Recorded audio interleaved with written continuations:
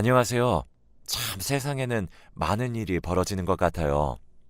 저에게도 믿기 힘들 정도로 마음 아프고 다시는 돌이키고 싶지 않을 정도로 비참하고 슬펐던 순간들이 있었습니다. 제가 나이가 65년생입니다. 나이가 좀 있죠? 저는 시골에서 자랐는데요. 워낙 순수하고 비 오면은 미꾸라지 잡아서 엄마 가져다 드려 추어탕도 해먹고 배고플 때 다슬기 잡아서 냄비에 소금 살짝 쳐서 애들이랑 빼먹기도 하고 그러면서 자랐죠.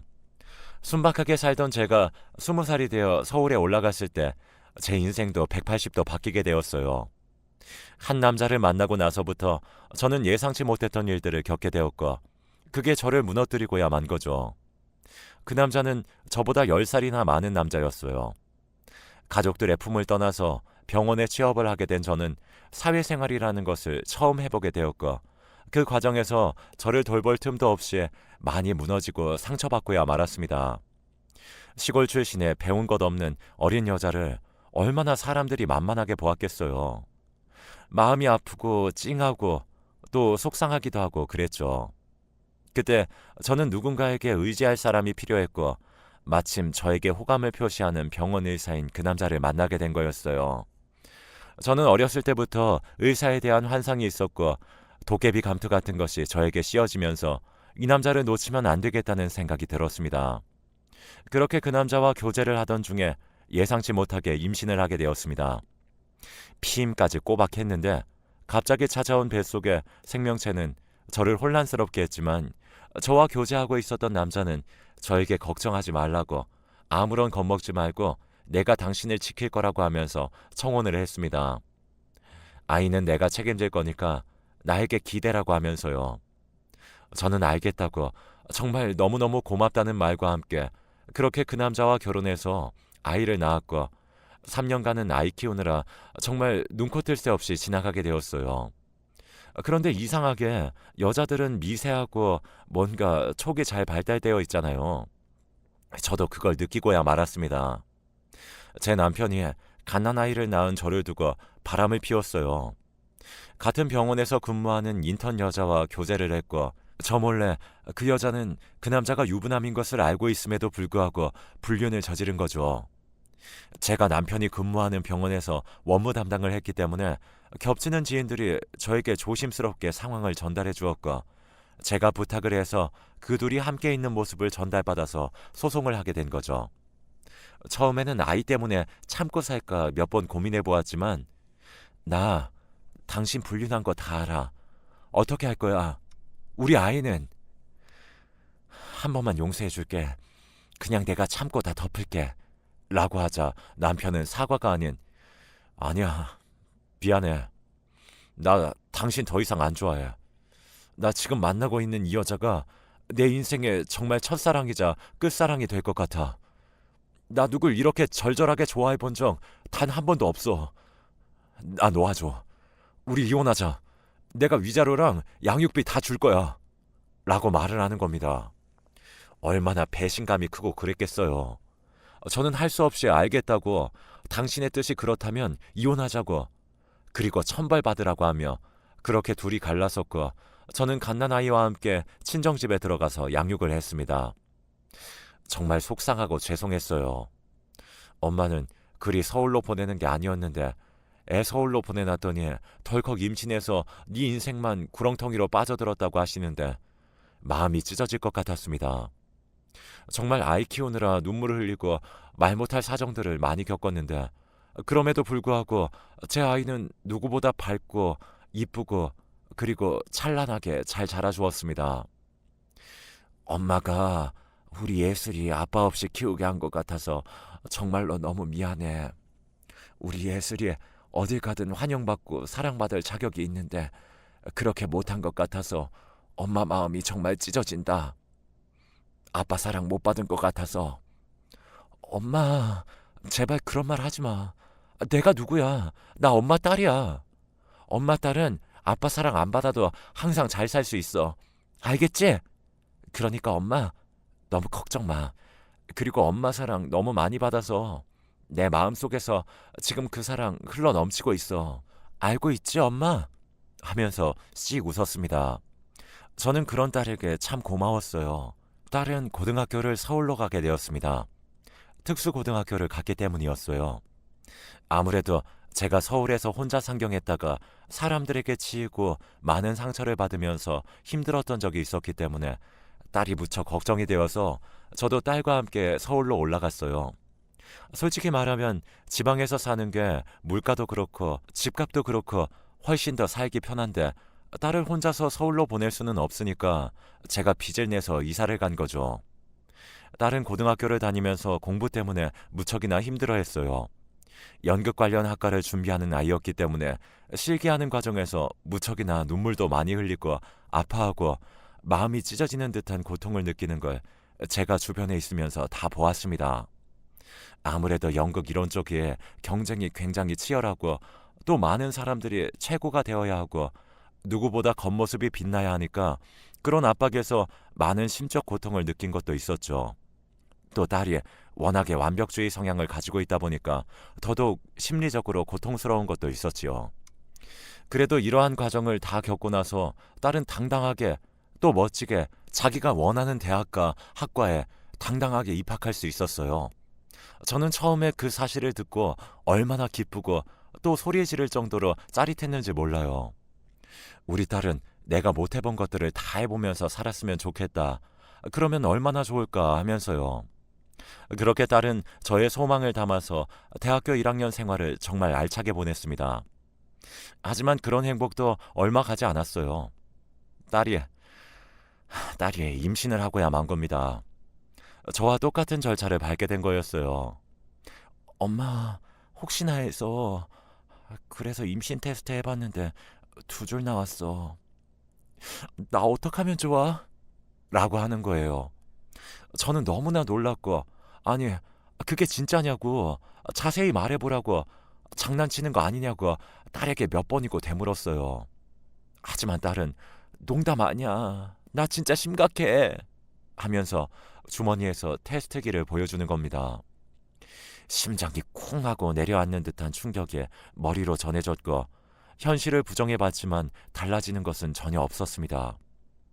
제 딸이 대학교를 다니면서 저 모르게 남자친구를 사귀게 되었고 그 불장난 같은 사랑에 빠져서 결국 아이를 가지게 된 거였어요. 저도 20살 무렵에 아이를 가지게 되어서 남편과 한급하게 결혼하고 이혼하고 아이 키우면서 젊은 시절을 싹 다 흘려보냈잖아요. 제발 내 딸은 내가 지나온 길을 밟지 않기를 바라는 마음에서 내가 빚까지 내어서 서울로 따라간 건데 정말 너무너무 비참하더라고요. 왜 특히 나에게 이런 일이 생긴 건지 하면서요. 엄마가 이혼하고 나서 너 키우느라 정말 힘들었어. 다른 여자아이들은 대학 다니면서 행복하게 하하호호 웃으면서 인생 즐길 때 엄마는 그렇지 못했단다. 그래서 딸만큼은 학교 다니면서 남들과 다를 것 없이 인생 즐기고 그렇게 살길 바랐는데 딸아, 다시 한번 생각해보면 안 되겠니? 엄마, 나도 무서워. 앞으로 내게 펼쳐질 일들이. 그런데 나 이 아이 지우는 건 못하겠어. 그냥 나 평소에 아이 좋아하고 빨리 결혼하고 싶었으니까 그 순간이 일찍 찾아온 거라고 생각하고 이 상황을 그냥 기쁜 마음으로 받아들일래. 그게 내게 훨씬 더 편할 것 같아. 라고 하는 겁니다. 확고한 딸의 의견이니까 제가 꺾을 수 없었고 저는 받아들일 수밖에 없었습니다. 우리 딸이 그런 인생을 살고 싶다는데 제가 감히 어떻게 거기서 반대를 하겠어요. 알겠다고 한 뒤에 딸의 남자친구를 만났고 앞으로 어떻게 해야 할지 물어봤습니다. 딸의 남자친구는 같은 대학교 의대에 다니고 있었어요. 그래서 자기 졸업할 때까지 2년 남았으니까 2년 동안 저희 친정에서 지원받고 졸업하면 바로 병원에 페이닥터로 들어가서 아이랑 이 여자 지키겠다고 말하더라고요. 참 마음이 싱숭생숭했습니다. 아이 아빠도 의사인데 나랑 결혼하기 전에 저렇게 똑같이 말했다가 결국에 나 버리고 이혼했다고 예비 사이 앞에서 말하고 싶었어요.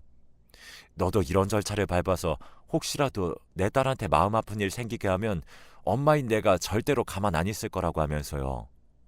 그런데 그 어린 아이들에게 제가 저주의 말을 퍼붓는 것은 아니라고 생각하고 저는 한숨만 더 푹 쉰 채로 알겠다고 말했습니다. 예비 사돈댁과 만나서 이야기를 하고 깊은 고민 끝에 사돈댁에서 아이들이 살 집을 마련해주고 일정 생활비를 지원해주겠다고 약속을 한 뒤 둘은 혼인신고를 했어요. 몇 달 후 손녀가 태어났고요. 정말 손녀는 이뻤습니다. 제 아이도 딸을 지켰으니까 자기가 한 결정에 절대로 후회가 없고 지금 너무나 만족스럽다고 했어요. 저는 딸의 그러한 결정이 참 자랑스러웠습니다. 자기 소신대로 결정해서 후회 없는 인생을 산다는 것 자체가요. 딸의 등을 두들기면서 우리 딸은 엄마 딸이라서 이렇게 똑부러지게 사는구나 하면서 딸을 도와서 손녀의 양육을 시작했습니다. 그런데 앞으로 술술 풀리는 인생길만 남은 줄 알았던 그때 세상에 말도 안 되는 일이 펼쳐진 거예요. 손녀의 건강에 큰 이상이 생긴 겁니다. 6살 때 소아백혈병에 걸린 거였어요. 아이가 기침할 때 토를 하고 갑자기 픽픽 쓰러지더니 남들과 다르게 유난히 삶에 지쳐하는 모습을 보였거든요. 저는 이상해서 빨리 병원에 데려가자고 했고 거기서 백혈병 판정을 받고 바로 암센터 병원으로 들어가게 되었습니다. 딸은 멘붕이 와서 하루 종일 병원에서 살았어요. 저는 일을 해야 해서 틈날 때마다 딸과 손녀를 찾아갔고요. 항암 치료가 시작되자 이쁘던 제 손녀는 머리가 다 빠지고 미라처럼 살도 쭉 빠지면서 무척이나 고통스러워했어요. 저는 그걸 다 지켜보는데 어른도 견디기 힘든 항암을 어린아이가 견디다니 너무나 안쓰럽고 힘들 거라고 생각했습니다. 그래도 분명히 완치할 수 있을 거라고 굳게 마음을 먹었어요. 그런데 하늘도 무심하시지 천사 같은 제 손녀를 황망하게 데려가 버린 겁니다. 아직 꽃도 피워보지 못한 그 아이를요. 제 딸은 딸을 잃고 난 뒤에 말로 표현할 수 없는 커다란 슬픔을 느꼈어요. 저는 그런 딸을 보면서 제 마음이 찢어질 듯이 고통스러웠고 이걸 어떻게 하면 좋니 하면서 하루하루 그냥 미라처럼 살게 되었고요. 진짜 이거는 아니라는 생각 때문에 마음을 다잡기가 너무 힘들었습니다. 저도 힘들었지만 딸이 더 힘들 게 뻔했기 때문에 딸을 위로해 주려고 무척이나 많은 노력을 했어요. 우리 딸 괜찮다고 생명은 다 저버리기 마련이고 건강하게 애도를 해야지 다음에 찾아올 생명도 건강하게 받아들일 수 있다고 하면서요. 사실 제가 아무리 옆에서 위로를 해봤자 남편이 옆에서 아내를 토닥여주고 위해주고 그런 게 가장 중요하잖아요. 그래서 저는 남서방한테 우리 딸 좀 잘 위로해달라고 남서방 지금 힘들 거 나도 잘 알고 있는데 남서방에 그래도 내 딸보다 더 이성적이고 강하니까 좀 마음을 써달라고 했죠. 그런데 그럼 남서방이 저와 제 딸을 배신한 겁니다. 손녀가 죽었음에도 불구하고 저희 둘 몰래 불륜을 하고 있었던 거였어요. 페이닥터 같이 하는 이혼녀랑요. 그걸 어떻게 알았냐면요. 제 딸의 친구가 말해준 거랍니다. 딸이 슬퍼하면서 무기력하게 침대에 누워있을 때 갑자기 딸의 친구가 전화가 와서는 너 괜찮아? 아이 하늘나라에 보내면서 얼마나 힘들었겠어. 난 괜찮아. 전화해줘서 고맙다. 그래 다행이야. 그런데 있잖아. 너 남편이랑 이혼했어? 응? 아니 무슨 말이야 그게? 뭐? 이혼한 거 아니었어? 아니 이혼한 것도 아닌데 네 남편은 왜 그런 짓을 하는 거지? 이상하네. 신랑이 나 모르게 뭐 진행되는 일이 있기라도 한 거야? 라고 물어보자 그 친구가 자기가 들은 이야기를 제 딸에게 말해준 거였어요. 자기 친구가 남편이 근무하는 병원에 교통사고로 입원을 해서 치료를 받고 있는데 입원하고 밤늦게 물 마시러 나갔다가 사위가 거기 이혼한 여자 부원장이랑 작은 방에서 소리를 내면서 이상한 짓 한 것을 봤다고 말을 하고는 그 찰나를 문틈 사이로 찍었다고 합니다. 제 딸은 그 사진을 보여달라고 했고 딸은 그걸 보고서 거의 기절할 듯이 놀랐고 큰 충격을 받았습니다. 정말 전 남편이랑 내 사위가 똑같은 일을 하는구나 하면서 속이 부글부글 끓어오른 저는 참을 수 없는 분노를 느꼈고 바로 사위에게 찾아가서 힘껏 뺨을 내리쳤습니다. 자네가 그러고도 사람이야? 사람이라면 절대로 해서는 안 될 행동을 그렇게 뻔뻔하게 할 수가 있나? 하면서요. 사위는 눈을 동그랗게 뜨고 그게 무슨 말이냐고 저에게 말했고, 저는 딸에게 받은 불륜 사진을 사위 얼굴 앞에 내보이면서 입이 두 개라도 말할 수 있겠냐고 소리를 질렀어요. 사위는 어떻게 이 사진을 하면서 고개를 푹 숙인 채 그렇게 되었다고, 그냥 딸 잃은 슬픔을 동료들과 나누다가 갑자기 이상한 감정이 느껴졌고, 이게 사랑이라는 것을 알아서 도덕적으로 어긋난 짓을 했다고 실토하더라고요. 진짜 허망하고 어떻게 이럴 수가 있지 하는 생각에 살기가 싫어졌습니다. 저는 그냥 냅다 사위의 뺨을 갈겼고, 사위는 죄송하다고 이혼하겠다고 하면서 자리를 떴습니다.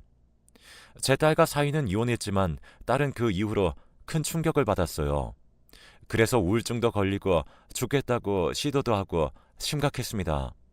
저는 엉엉 울면서 내가 너 없으면 어떻게 사냐고, 제발 살아만 있으라고, 시간이 해결해 줄 거고 너의 그 달고 다른 마음도 다 치유해서 낫게 해줄 거라고 위로를 해주었지만 그 위로는 소용이 없었죠. 새벽에 이상하게 눈이 번쩍 떠져서 불안한 마음에 핸드폰을 봤더니 딸이 문자 하나를 남겨둔 겁니다. 엄마, 미안해. 나 이미 지쳤나 봐. 매일 해가 뜨는 게 무섭고 더 이상 하늘을 보고 싶지가 않아. 더 이상 세상의 공기를 마시고 싶지 않아. 이런 나를 이해해주고 사랑해줘서 그동안 고마웠어. 라고 써 있었습니다. 이건 누가 봐도 유서였습니다. 제발 안 돼 딸아 하면서 저는 바로 경찰서에 신고했고, 경찰서에서는 위치 추적을 통해서 딸의 핸드폰에 낙동강 모습지 근처에 위치가 잡힌다고 거기 관할서에 사람을 보내서 바로 찾아보겠다고 했어요. 시간은 흘렀고 하루 이틀 사흘이 흘러도 딸은 보이지 않았습니다. 제발 실종된 거라고 말해달라고, 우리 딸이 죽은 게 아니라 실종된 거라고 하면서 저는 희망을 걸었습니다. 그런데 경찰이 수색 중 낙동강 습지 쪽에서 제 딸의 신발을 발견한 겁니다. 경찰은 여기서 빠져 죽은 것 같은데 아무래도 이곳이 습지고 낙동강 쪽이니까 시체가 떠내려가거나 혹은 밑으로 들어갔을 가능성이 있다고, 시간도 많이 흐르고 부패 가능성도 배제할 수 없다고 하는 겁니다. 마음의 준비를 하시는 게 좋을 것 같다고, 살아있을 가능성은 없다고 저에게 말하더라고요. 신발까지 발견된 이상 더 이상 저희도 할 수 있는 게 없다고 거의 경찰 100명을 풀어서 찾아봤지만 아무것도 발견된 게 없다고 말하는 겁니다. 절망적이었어요. 죽었다면 시체라도 발견해야 하는데 시체도 발견하지 못하고 엄마의 마음은 그냥 타들어가는 거죠. 인생이 언제부터 이렇게 허망했던가, 왜 나와 내 딸의 인생은 안녕하지 못하고 저승 떠돌아다니는 망자처럼 불안한 건가 하면서 심한 우울증에 빠진 저는 절에 들어갔습니다. 거기서 사람도 안 만나고 거의 밥도 먹지 않은 채 죽음을 기다리는 사람처럼 살았어요. 그러다가 절에 더 이상 붙어있을 돈도 없어진 저는 죽을 용기도 없어서 서울로 다시 올라가 단칸방에서 간신히 국가 보조금으로 목숨을 이어갔습니다. 그러다가 술을 몇 잔하고는 저는 딸이 실종된 그 낙동강으로 무작정 갔어요. 나도 죽은 딸 따라서 가려고요. 낙동강 습지에 도착해서 죽으려고 하는데 물이 다 빠져서 도저히 제가 죽을 수가 없더라고요. 하늘은 왜 죽고 싶은 사람도 마음대로 죽지 못하게 하는 거냐고 하면서 원망했습니다. 그런데 그때 습지 안쪽에서 어떤 물체가 꿈틀거리는 겁니다. 뭐야 하면서 가까이 보니까 아니 웬 여자가 그 안에서 허우적거리고 있더라고요. 아니 거기서 뭐 하는 거예요? 하면서 저는 그 습지로 냅다 뛰어서 그 여자에게 다가갔어요. 저를 본 그 여자는 나 죽을 거야! 라고 하면서 소리 지르더라고요. 뭔가 싶었던 저는 아니라고, 죽으면 안 된다고, 무슨 일이 있는진 잘 모르겠는데 우리 힘을 내서 살면 안 되겠냐고 딱 그녀를 잡아당겼어요. 그런데 그 여자가 얼마나 힘이 세던지 제 손을 뿌리치고 더 깊은 물가 습지로 뛰어들길래 저는 큰 소리로 여기 사람 살려요. 사람이 죽으려고 해요. 제발 살려줘요.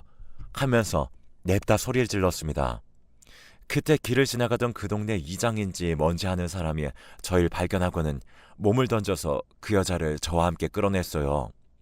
이장은 그 여자를 보자마자 한숨을 푹 쉬고는 이봐요. 가까스로 그 지옥 구덩이에서 탈출했으면 악착같이 살아야지. 살겠다고 우리 동네 온 거 아니요? 라고 하더라고요. 저는 이 여자에게 무슨 일이 있었냐고 물어봤더니 이장은 이 여자가 고아 출신인데 열심히 살다가 사업을 망한 이후로 우리 동네에 들어오게 되었다고, 그때까지만 해도 멀쩡했는데 약간 조현병 증상이 오더니 사람이 왔다 갔다 하는 것 같아서 동네에 살고 있던 정신과 의사에게 이 여자에 대해 말해주었더니 그 정신과 의사가 그녀를 데리고 자기 병원으로 갔다가 거기서 강제 감금을 했다고 하는 겁니다. 그러니까 무연고자니까 그 여자를 자기 병원에 입원시키면 건강보험공단에서 나오는 돈을 받을 수 있으니까 입원이 필요 없는데도 입원을 시킨 거였죠. 그 여자는 세상에 믿을 사람 한 명 없다고 크나큰 배신감을 느껴서 마음이 찢어질 듯이 아파하다가 결국 자기 스스로 그 병원을 탈출한 겁니다. 그 여자는 그 의사에 대해서 신고를 했지만 손쓸 수 없게 술을 다 써놓아서 그 의사는 처벌받지 않았대요. 그 동네에서 그 의사는 이사를 갔고 그 여자만 그 동네에 다시 들어가게 되었는데 트라우마가 생긴 것인지 그냥 더 이상 삶의 의지가 없다고 이장님한테 상담을 받다가 낙동강에 몸을 던지려고 하다 그때 저에게 발견된 거였고요. 저는 마음이 너무 아팠습니다. 이 험한 세상에서 정말 풍파 없이 사는 게 얼마나 힘들까 하면서 눈을 꼭 감았어요. 제 친딸이 생각나더라고요. 저는 그 여자에게 제 친딸의 사진을 보여주며 말했습니다. 내 딸도 똑같이 힘들어하다가 이 낙동강에서 몸을 던졌어. 시체도 못 찾고. 아이고, 정말 너무 슬프네. 신발만 낙동강에서 발견되었는데 나는 시체를 못 찾아서 우리 딸이 살아있는지 죽었는지 아직도 모르겠어. 그런데 이런 자식 잃은 엄마도 사는데 이쁘고 젊고 아직 가능성 무궁무진한 아가씨가 왜 허망하게 죽으려고 하는 거야? 하면서 막 다그쳤습니다. 그런데 제 딸의 사진을 본 그 여자가 엄청 토끼 눈을 하면서 이 사람 그 병원에 있던 여잔데? 하면서 그 병원에서 자기가 정상인이라고 우기던 여자가 있었다며 제 딸을 봤다고 하는 겁니다. 저는 너무 놀랐죠. 내 딸이 설마 하면서 그 병원이 어디냐고 저는 물었고 그 여자가 병원 이름을 말해준 순간 쎄한 기분이 들었어요. 그 안에 그럼 내 딸이 감금되어 있을 가능성이 있겠구나 하면서 미친 사람처럼 거기 무작정 찾아가려고 했습니다. 그런데 이장은 그 병원 우리 동네에 살았던 의사놈이 운영하는 곳인데 쉽지 않을 거야. 일단 내가 그놈이랑 친분이 있으니 그놈의 병원에 찾아가서 내부를 보고 그리고 그쪽 딸을 찾아보겠습니다. 라고 했어요. 저는 그래주면 감사하겠다고 했고 이장님은 그 병원에 갔습니다. 얼마나 지났을까요? 이장님이 저에게 사진 한 장을 보내주는데 그 사진은 방 안에 누워있는 제 딸의 모습이었습니다. 순간 손이 바들바들 떨리는 저는 완전히 제 딸이 맞다고 목에 붉은 점 저거 내 딸이 맞다고 했습니다. 정말 소름이 끼쳤어요. 세상에 무슨 일이야 이게? 하면서 무어라 말할 수 없는 감정이 올라오면서 바로 저는 형사들에게 전화했습니다. 실종신고 처리된 사람 찾아낸 것 같다고 하면서요. 경찰들은 그게 무슨 소리냐고 저에게 추가적인 설명을 요구했고 저는 경찰에게 이 모든 것을 말했습니다. 사실을 알게 된 경찰은 기함을 지를 정도로 놀랐고 바로 수사에 들어가겠다고 하면서 그 병원으로 출동했습니다. 경찰이 병원에 왔으니 병원장은 아무것도 못하고 결국 문을 열어주었고 그 안에서 죽은 줄 알았던 제 딸이 발견되었습니다. 이게 어떻게 된 일인가 했더니 그 낙동강에서 진짜 죽으려고 했던 제 딸이 거기 몸을 던진 거였어요. 겉으로는 물이 깊어 보이는데 그곳이 습지라서 거의 몇 센치 안 되는 깊이에 진흙이 깔려 있었고 제 딸은 죽지 않고 신발이 빠진 채로 허우적거리고 있었던 거죠. 그때 제 딸이 무진장 술을 많이 먹었고 인사불성인 상태라서 본인 이름도 뭣도 아무것도 기억하지 못하는 상태에서 제 딸을 발견한 미친 정신과 의사가 자기 병원으로 무연고자인 줄 알고 끌고 간 겁니다. 제 딸은 연기 연습하느라 지문이 다 다를 정도였으니 신원 확인도 못하고 그렇게 병원에 끌려간 겁니다. 무슨 이런 일이 다 있나 싶었죠. 그런데 이제 공단에서 돈을 받으려면 그 사람 신원이 필요한데 제 딸이 말을 안 해주고 자기는 정상인이라고 주장하니까 안 그래도 자기가 비슷한 사건으로 고소당했는데 이번에 또 이 여자가 밖에 나가서 자기를 고소하면 자긴 진짜 감옥 갈 수도 있으니까 안 되겠다고 제 딸을 거기서 강제로 감금한 거예요. 억장이 무너지고 속에서 천불이 났죠. 아니, 왜 이런 일이 발생한 건지, 내 딸이 무슨 죄가 있어서 이런 일을 겪어야 하나요? 사건의 중요성을 파악한 경찰은 바로 구속영장 청구를 했고 바로 그 의사는 구속되었습니다. 그리고 제 딸은 대학병원으로 가서 검사를 하고 상담을 받았어요. 정신적으로 극도로 예민하고 불안정한 상태라고 하면서요. 마음이 아팠죠. 우리 딸 그 누구보다 성실하고 착하게 살았는데 어떻게 이런 일이 발생한 거지 하면서 마음이 아팠습니다. 그래도 딸은 저에게 말하더라고요. 엄마, 나 이번 일을 마냥 나쁜 일로만 생각 안 하려고. 사는 게 싫어서 죽으려고 몸을 내던진 내게 누군가 새로운 삶을 살 수 있게 만드는 계기를 준 거라고 난 생각해. 그래서 나 지금 행복해. 감금되어 있다가 일상을 되찾았으니까 이보다 더 좋을 일은 없다. 정말로 그 의사 덕분에 안 죽고 엄마 얼굴도 볼 수 있고 나 이제 힘내서 살 거야. 남자 때문에 눈물 흘릴 일도 없을 거고 또 남자가 뭐라고 내 자신을 깎아내리고 그랬는지 그런 짓 절대 안 할 거야. 엄마, 나 이해해주고 기다려주고 찾아줘서 정말 고마워. 이제 우리 힘 합쳐서 잘 살아보자. 라고 하면서 저를 꼭 안아주더라고요. 저는 우리 딸이 살아있었구나. 이건 기적이야. 하는 마음에 너무나 기뻤습니다. 그 의사놈은 그 개놈 자식은 징역형을 받았고 의사 면허도 박탈당했습니다. 그리고요, 제 딸은 학교에서 재적 처리되었지만 재입학 절차를 통해서 지금은 다시 학교에 다니고 다시 자기의 꿈을 찾기 위해서 한 걸음씩 내딛고 있네요. 저는 그런 딸이 너무나 자랑스럽고 좋습니다. 내 딸만큼 이렇게 강인한 사람은 또 없다고 생각하고 있습니다. 그럼 저의 이야기를 들어주셔서 정말 너무나 감사합니다.